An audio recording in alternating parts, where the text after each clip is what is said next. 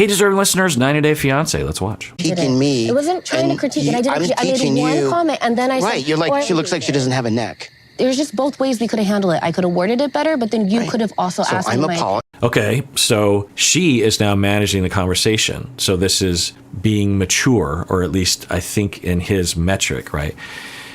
And yeah, I remember now from other seasons where Ed will have a very superior attitude in conflict. That's his go-to stance. She's immature, she's lesser, she's stupid, she's discountable. He did this with Rose.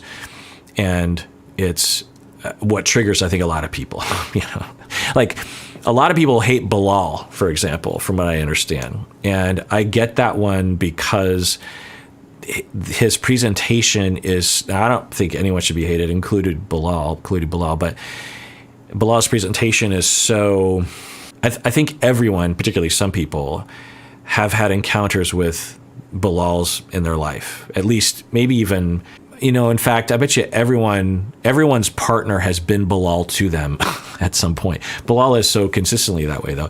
So it's those kinds of triggering that I think results in people really focusing on their hatred of someone. And I think for Ed, what he represents is that mansplainy, talky down. He's a different version of the paternalistic communication and attitude, the self-assuredness, right? The superiority, the arrogance, the rigidity, and the ability. Because Ed he's able verbally. He can manage that.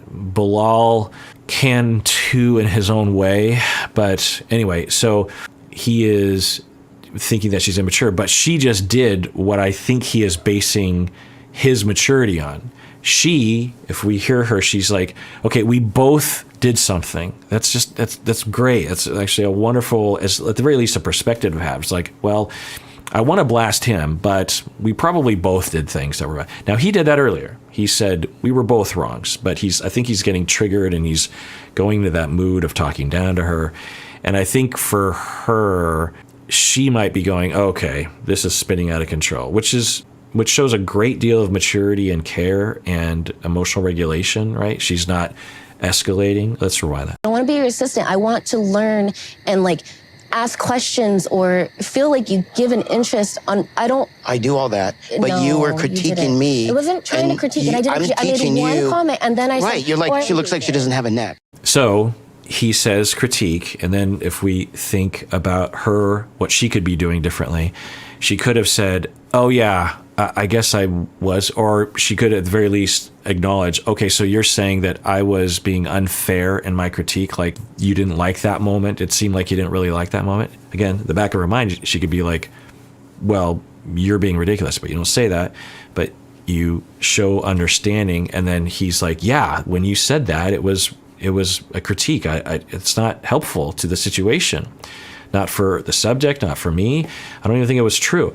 And then she could be like, okay, so you're saying that when I said that was really bothersome. Yeah, okay. Half to 90% of the conflict can be resolved if you just do that. Even in the back of your mind, it's like, well, that's dumb. So there's that.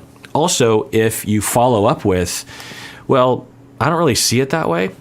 If you do that after establishing that you understand someone, and especially if you say, I could see how it would come across that way, the other person's much more likely to be like, oh, okay.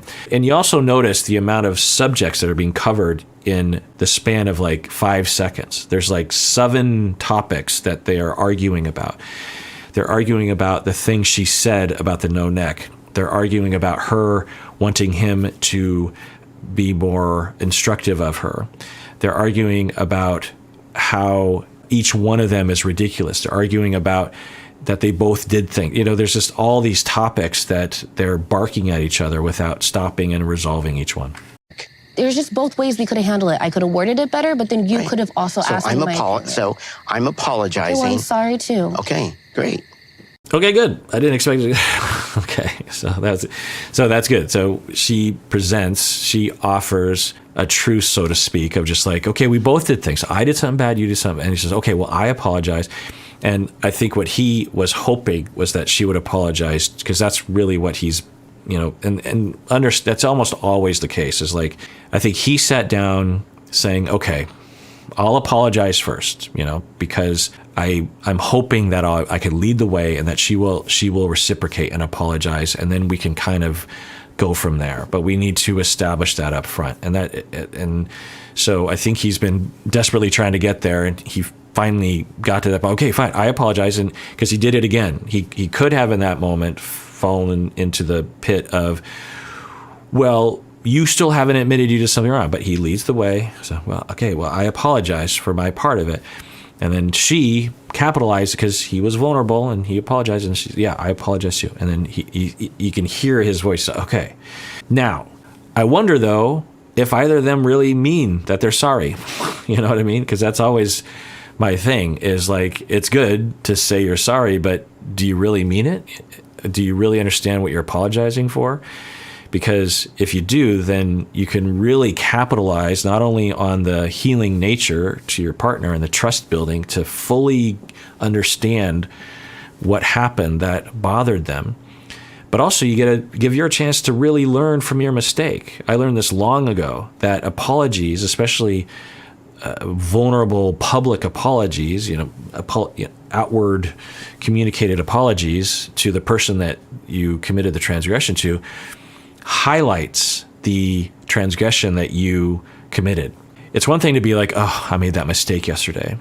It's another thing to announce it, because when you announce it, you have to put it together. You have to be vulnerable. You learn from framing it in a certain way. You get a chance to really experience how it affected the other person, because the other person will often express that back to you, and it locks it in. Because when you do that and you repeatedly apologize for transgressions, and you feel the guilt, you feel the pain, the remorse, and you let that really breathe, then the next time you start going down that road, your body will alert you, will say, no, you're doing it again. It's similar to training you to do any sort of thing, right? If, for example, a common, more exaggerated, conditioned response is putting your hand on a hot plate, right, on the stove.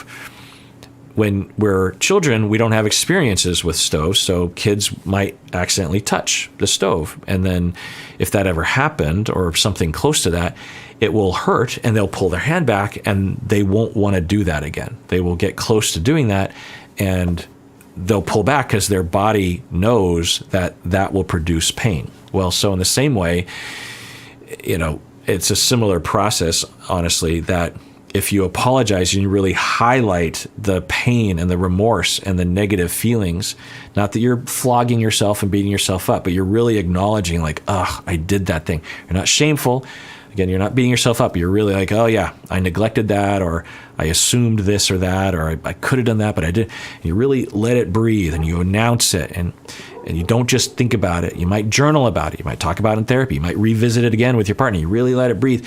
The next time you are heading in that direction, your body will go, no, like we've put our hand on the hot plate. Don't do that again. And then it'll alert you. Okay, so I'm now noticing I'm heading on that road again, so I can adjust my behavior so that, one, I don't harm my partner, and two, I don't have to live with remorse again for doing that again.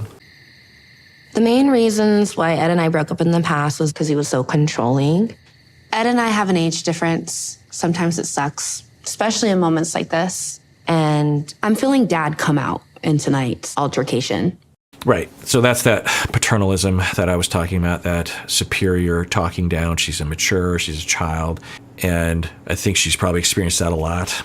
Now, it's interesting, though, that they would head into, and that she would want to head into, a situation where he is literally teaching her as if he was an older mentor or something. Now, it doesn't mean it's inherently going to fall apart, but it is I would note that if they were clients, of just like, well, isn't it interesting that she actually is wanting, because I think she initiated that. I think she's like, please teach me your ways on photography. It's not inherently problematic, but it could indicate that she has some desire there, some kind of unconscious impulse to create a father out of him. And that's often the case when I see those kinds of dynamics. Here we talk about overfunctioning, underfunctioning, but more broadly, maybe even just dynamics in a couple relationship where one person is considered to be the older one, the Bilals and the Shaidas of the world. That, especially if it's an enduring pattern, that not only is sometimes it's easy to say the Bilals and the Eds are attracted to control because it looks that way, but sometimes, not all the time, the other person is also wanting that subconsciously. They're trying to recreate something and are socializing the paternalistic person to be more paternalistic. Now, I'm not blaming the victim. Sometimes the under individual can not be doing that, and certainly it doesn't justify being talked down to, of course, even if you are subtly encouraging it, right? So one should, if you're the Eds or the Bilals of the world, you should be able to refrain from that kind of superiority, paternalistic communication. But it's just notable. It's just a tiny little data point there that she would want to be mentored by him, but yet knows that she doesn't like it when he talks down to her. Which has been problems in the past. Nobody wants to screw their dad at night. So I love him, but I know love is not enough to make a relationship work. You're very smart, you're very bright, but you're also very stubborn, just like me. I mean... Another tip. He's doing his best, and it's not as horrible as other people on the show, but you are very smart and you're very stubborn. Again, it just has a tone of a father talking to his daughter, right? So a little tip is, and this is almost always the case, maybe always the case, never, ever, ever, especially in a context like this, tell your partner who they are. You are stubborn. You are immature. Even saying you are smart in this situation, I think has a paternalistic overtone, right? Just avoid those kinds of, again, you remember earlier when I said the word you? Well, that it doesn't always mean it's a bad thing, but it's a little hint of like, wait, what am I saying? Bring it back to me. So how could we turn you are stubborn into an I statement, a statement about me? It'd be like, sometimes when I'm trying to work something out with you, it feels like you're being stubborn with me, but I don't know. But it feels like you're digging in and just making a choice to not let things work. But I don't know. Maybe I'm wrong. Okay, that's a way of making it about you. I feel this way. You're also being very tentative. You're also saying it could be me, because it probably is on some level. That's another thing. Another tip is to always assume, especially in a conflictual state, assume that literally 100% of your thoughts are distorted, are problematic. Now, your feelings, if you really understand your feelings, your baseline feelings of pain or anxiety, those are fine. It's hard to have those be faked or generated or distorted. If you can get down to the pain, it's like, God, it kind of hurt my feelings when you were doing that, when you weren't listening to me earlier, when you blaming me. Okay, it hurts, right? So that you don't want to usually discount. In fact, I don't know if I ever would. But it's the thoughts that generate the things that people sometimes will say are feelings but aren't feelings. They are conclusions based on the feelings. So I think he feels hurt by her and concludes that she's stubborn, right? He's hurt that she won't listen to him. She's hurt that she won't acknowledge his pain or validate him. He's hurt about that, and that's totally fine. If he stuck to that, he wouldn't be as problematic. But to say you are stubborn, I don't think that's going to help. I don't know. Let's just not work together. Let's just not. So then she gives up, says, well, maybe this isn't going to work, and maybe it won't. But I think this didn't get resolved.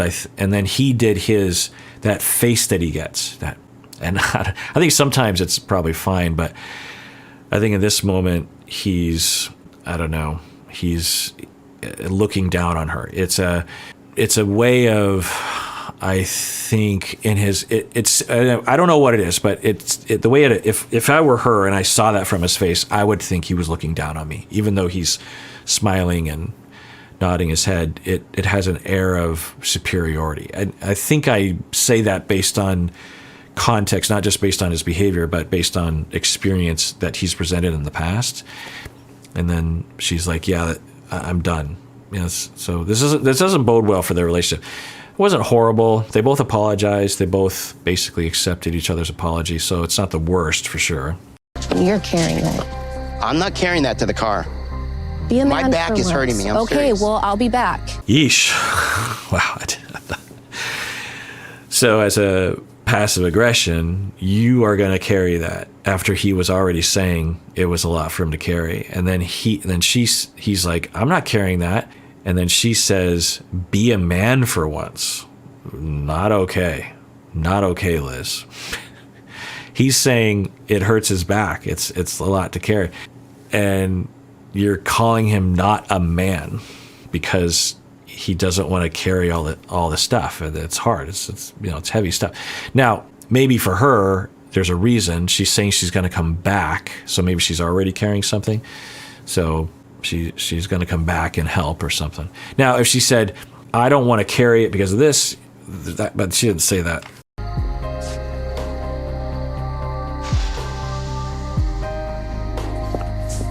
Carry it to the car first. Thank you. Yep.